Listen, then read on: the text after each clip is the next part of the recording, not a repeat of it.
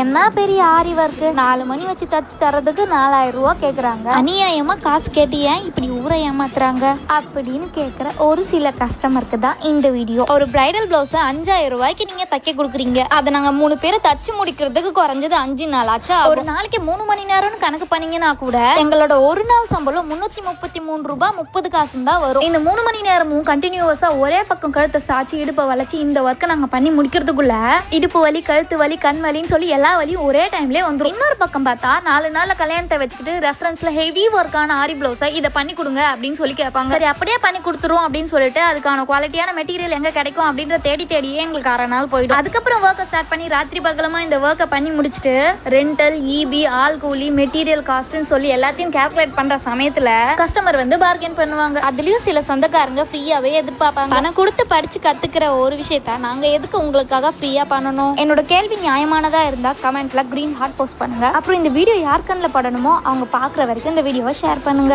அப்படியே நம்ம பேஜையும் ஃபாலோ